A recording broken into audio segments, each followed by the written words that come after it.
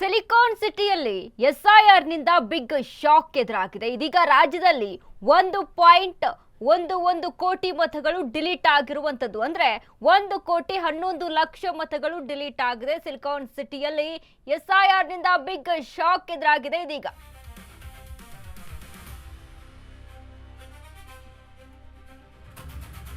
ರಾಜ್ಯಾದ್ಯಂತ ಎಸ್ಐಆರ್ ನಡೀತಾ ಇದೆ. ರಾಜ್ಯಾದ್ಯಂತ ಅಲ್ಲ, ದೇಶಾದ್ಯಂತ. ಇದೀಗ ನಮ್ಮ ಕರ್ನಾಟಕ ರಾಜ್ಯದಲ್ಲೂ ಕೂಡ ಬಟ್ ಶಿಫ್ಟ್ ಆದವರು, ಮೃತಪಟ್ಟವರು, ಟ್ರೇಸ್ ಆಗದವರ ಮತ ಡಿಲೀಟ್. ರಾಜ್ಯದಲ್ಲಿ 79.93% ಎನ್ಯುಮರೇಷನ್.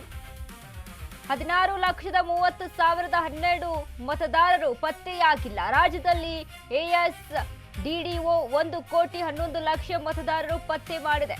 66,943, 16,30,872 ಮತದಾರರು ಸಾವು.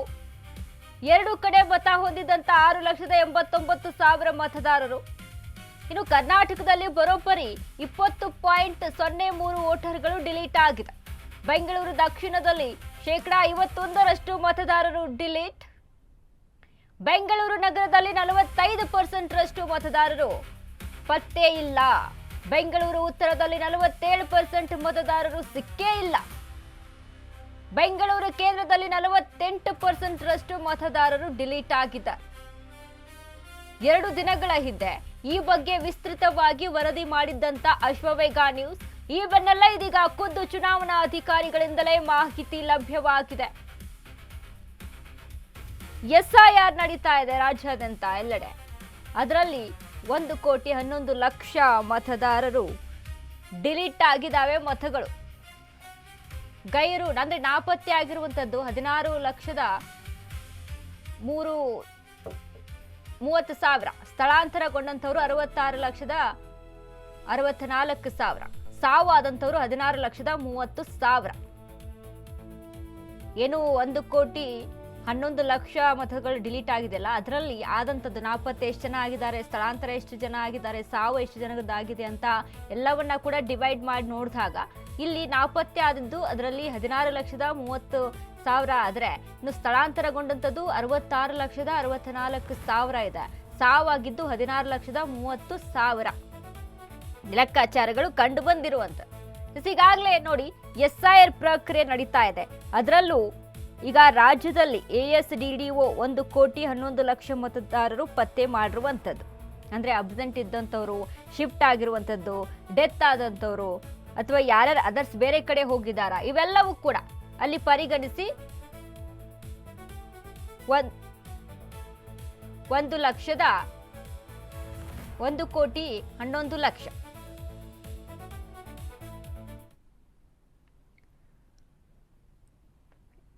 ಈಗಾಗಲೇ ನೋಡಿದ್ವಿ ಎಸ್ಐಆರ್ ಎಲ್ಲೆಡೆ ಕೂಡ ಆಗ್ತಾ ಇದೆ, ರಾಜ್ಯಾದ್ಯಂತ ನಡೀತಾ ಇದೆ. ಅದರಲ್ಲಿ ಸಿಲಿಕಾನ್ ಸಿಟಿಯಲ್ಲಿ ಏನೆಲ್ಲ ಆಗ್ತಾ ಇದೆ, ಎಷ್ಟು ಮಟ್ಟಿಗೆ ಎಸ್ಐಆರ್ ಪ್ರಕ್ರಿಯೆ ಮುಂದುವರಿತಾ ಇದೆ ಅನ್ನೋದನ್ನ ಲೆಕ್ಕಾಚಾರ ನೋಡಿದಾಗ ಇಷ್ಟು ಅಂಕಿ ಅಂಶಗಳು ನಮಗೆ ಸಿಕ್ಕಿದೆ. ಇನ್ನು ಇದ್ರ ಬಗ್ಗೆ ಮತ್ತಷ್ಟು ಅಪ್ಡೇಟ್ಸ್ ಅನ್ನ ಕೊಡ್ತಾರೆ ನಮ್ಮ ಪ್ರತಿನಿಧಿ ಲಕ್ಷ್ಮಿ.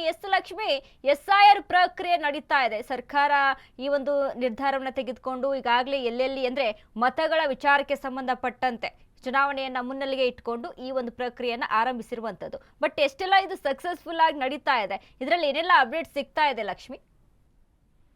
ಎಸ್ ವನಿತಾ, ಈಗಾಗಲೇ ಏನು ಎಫ್ಐಆರ್ ಪ್ರಕ್ರಿಯೆ ಆರಂಭವಾಗಿ ಕಳೆದ 30 ಅಂದ್ರೆ ಜೂನ್ ತಿಂಗಳಿಂದ ಆರಂಭವಾಗಿರುವಂತಹ ಎಸ್ಐಆರ್ ಪ್ರಕ್ರಿಯೆ ಸದ್ಯಕ್ಕೆ ಮುಗಿಯೋದಕ್ಕೆ ಇನ್ನೇನು 2 ದಿನ ಮಾತ್ರ ಬಾಕಿ ಇರುವಂತದ್ದು. ಈ ಸಂದರ್ಭದಲ್ಲಿ ನಾವು ಎಸ್ಐಆರ್ ಪ್ರಕ್ರಿಯೆ ಎನ್ಯುಮರೇಷನ್ ಫಾರ್ಮ್ ಅನ್ನ ಎಷ್ಟು ಕೊಟ್ಟಿದ್ದಾರೆ ಅನ್ನುವಂತಹ ಲೆಕ್ಕಾಚಾರವನ್ನ ನೋಡ್ತಾ ಹೋದಾಗ ನಮಗೆ ಒಂದು 5,54,00,000 ಚಿಲ್ಲರೆ ಆಗುವ ಹಂತದಲ್ಲಿ ನಮಗೆ ಎನ್ಯುಮರೇಷನ್ ಫಾರ್ಮ್ ಅನ್ನ ಕೊಟ್ಟಿರುವಂತಹ ಅಂಕಿ ಸಂಖ್ಯೆಗಳು ಸಿಗ್ತವೆ. ಆದ್ರೆ ಇದರಲ್ಲಿ ಅಂದ್ರೆ ಅರ್ಜಿಯನ್ನ ಸ್ವೀಕರಿಸಿ ಅದು ಡಿಜಿಟಲೈಸೇಷನ್ ಆಗಿರುವುದನ್ನ ಗಮನಿಸ್ತಾ ಹೋದಾಗ 4,43,00,000 ಚಿಲ್ಲರೆಯಷ್ಟು ಏನು ಎನ್ಯುಮರೇಷನ್ ಫಾರ್ಮ್ಗಳು ಈಗ ರಿಟರ್ನ್ ಬಂದಿರುವಂತಹದ್ದು. ಅದರಲ್ಲೂ ಸಹ ಪತ್ತೆ ಆಗದೇ ಇರುವಂತಹ ಅಂಕಿ ಸಂಖ್ಯೆಗಳು 16 ಲಕ್ಷಕ್ಕೂ ಹೆಚ್ಚಾಗಿರುವಂತಹದ್ದು.